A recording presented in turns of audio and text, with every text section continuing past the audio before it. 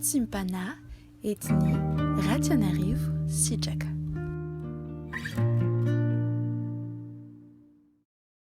Que la grâce et la paix de notre Seigneur Jésus-Christ nous soient adressées ce matin. Prions. Seigneur Jésus-Christ, merci de nous avoir réveillés. Merci Seigneur parce que tu manifestes encore ton amour, ta bienveillance, Seigneur, et tes compassions pour chacun d'entre nous. Merci Jésus-Christ de nous avoir permis de passer cette nuit et de nous réveiller ce matin. Nous remercions et glorifions également ton Esprit Saint de nous avoir renouvelé le souffle de vie pour que nous puissions, Seigneur, vivre la journée que tu as tracée pour nous et écrite pour nous. Demandons, Seigneur, que seule ta volonté soit partagée ce matin et que nos cœurs, Seigneur, se réjouissent en ta présence. En ton nom Jésus-Christ, nous prions. Amen. Dans l'Évangile selon Matthieu, chapitre 24, verset 27, il est écrit, Matthieu, chapitre 24, verset 27, au nom de Jésus. Car comme l'éclair part de l'Orient et se montre jusqu'en Occident, ainsi sera l'avènement du Fils de l'homme. Amen. Le thème d'aujourd'hui, chère famille en Christ, s'intitule « L'autorité de Dieu ». Et si nous regardons dans la création ou encore dans les événements qui sont relatés par la Bible, la parole de Dieu, il y a différentes manières que Dieu utilise pour manifester son autorité. Ici, dans Matthieu chapitre 24, verset 27, on nous parle de l'éclair. Mais auparavant, j'aimerais vous parler des 3 tremblements relatifs à Jésus-Christ. Et ici, on parle de tremblements des personnes ou encore de tremblements de terre. En effet, quand Jésus-Christ est né, ou plutôt quand les rois d'Orient sont venus vers Hérode et lui ont demandé où était né ce nouveau roi, le roi Hérode fut troublé, perturbé. Et la parole de Dieu dit que Hérode et tout Jérusalem avec lui tremblèrent. Le second tremblement a été au moment de la mort de Jésus-Christ. À la croix, quand il a donné son souffle, son dernier souffle, en disant « À toi, Père, je remets ma vie, je remets mon souffle », alors, voici ce qui s'est passé.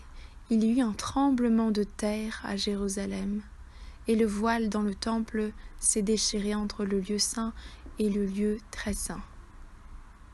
Second tremblement qui nous est partagé.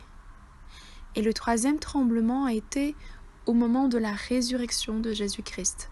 Il y eut un tremblement de terre quand la pierre devant son tombeau se roula, ou a été roulée par la puissance de Dieu. Ainsi, à travers les tremblements, à travers des phénomènes dans notre corps ou à l'extérieur de notre corps, Dieu manifeste son autorité et sa puissance. De la même façon pour les éclairs. En effet, les orages sont fréquents en Palestine, particulièrement en hiver. Le tonnerre s'y fait souvent entendre dans la saison des pluies orageuses, d'hiver et de printemps. Dans les vallées, l'orage produit souvent un fracas terrible, très fort. On entend parfois les orages l'été également. Et comme tous les Sémites, qui est un peuple, les enfants d'Israël faisaient un lien entre le tonnerre et la puissance et l'autorité de Dieu. Le tonnerre est considéré comme un sujet d'effroi, de peur, de crainte.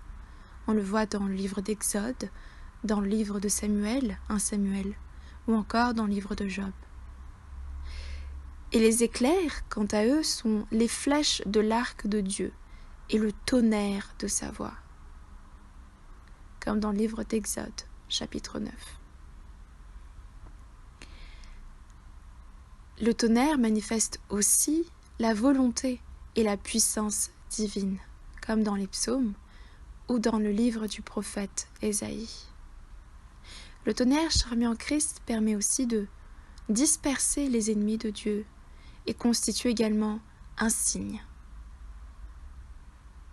En parlant de signes d'ailleurs, l'un des apôtres rapporte la parole de Dieu dans les évangiles, se nommait Jacques. Il était fils de Zébédée, et Jean, frère de Jacques, auquel Jésus-Christ donna le nom de Boanerges, qui signifie fils du tonnerre. Ainsi Jean s'appelait fils du tonnerre, autrement dit fils de Dieu. Nous savons que Jean est l'apôtre de l'amour, il est donc dans cette puissance de Dieu, mais aussi dans cette douceur divine. Pour revenir à Matthieu chapitre 24, verset 27, où il est écrit « Car comme l'éclair part de l'Orient et se montre jusqu'en Occident, ainsi sera l'avènement du Fils de l'homme, c'est-à-dire la venue de Jésus-Christ d'entre les nuées.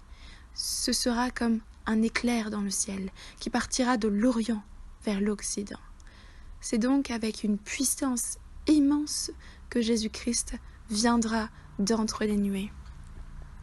Aujourd'hui, beaucoup de gens disent qu'ils sont Jésus-Christ, ou ils sont le Messie, ou qu'ils apportent un message, un évangile, un enseignement, une théorie qui apporte le salut sans se fonder sur Jésus-Christ lui-même. Ces personnes-là, évidemment, ne peuvent pas constituer la venue de Jésus-Christ, ne peuvent pas être Jésus-Christ, sachant que Jésus-Christ doit revenir exactement comme l'éclair partant de l'Orient vers l'Occident. C'est donc un signe qui est attendu pour annoncer la venue de Jésus-Christ de Nazareth. Ainsi, toute personne qui prétend être Jésus-Christ de Nazareth sur cette terre et disant que Jésus-Christ est déjà revenu, cela est faux. Ce sont des théories, des thèses qui sont incorrectes, qui sont mensongères. Si le Seigneur aujourd'hui, chère famille en Christ, souhaite nous rappeler sa puissance et son autorité, c'est par amour, pour nous rappeler qu'il est toujours présent, pour nous rappeler qu'il a la puissance ultime, il a la puissance la plus haute, et que rien ni personne ne peut surpasser, dépasser, amoindrir ou réduire sa puissance et son autorité. Car sa puissance et son autorité est au-dessus de tout nom, au-dessus de toute puissance, au-dessus de toute autorité ou de nom que nous puissions citer sur la terre, sous la terre, dans les cieux. Que le Seigneur, dans sa force toute puissante, nous accompagne chaque jour et nous guide à chaque instant. Prions. Seigneur, nous te remercions de nous rappeler ce matin que tu es l'ultime autorité dans ce monde, dans cet univers. Merci Seigneur parce que cela est rassurant et quand nous traversons des tribulations, des difficultés, des épreuves ou même quand tout va bien Seigneur, savoir que tu restes et demeures le souverain de toutes choses Seigneur est vraiment rassurant. Merci parce que à plusieurs reprises tu t'es manifesté par des tremblements de terre, par des éclairs et que tu vas encore revenir, Seigneur, d'entre les nuées, exactement comme l'éclair qui part de l'Orient pour aller vers l'Occident. Merci, Seigneur, parce que dans notre vie, tu agis également de manière furtive, puissante, excellente, d'une manière glorieuse, Seigneur Jésus-Christ. Nous nous attendons, Seigneur, à toi en toutes circonstances et nous te faisons confiance. Nous te glorifions et t'honorons, Seigneur Dieu. En ton nom Jésus-Christ de Nazareth, nous prions. Amen. Soyons bénis et revêtus de la puissance de Dieu.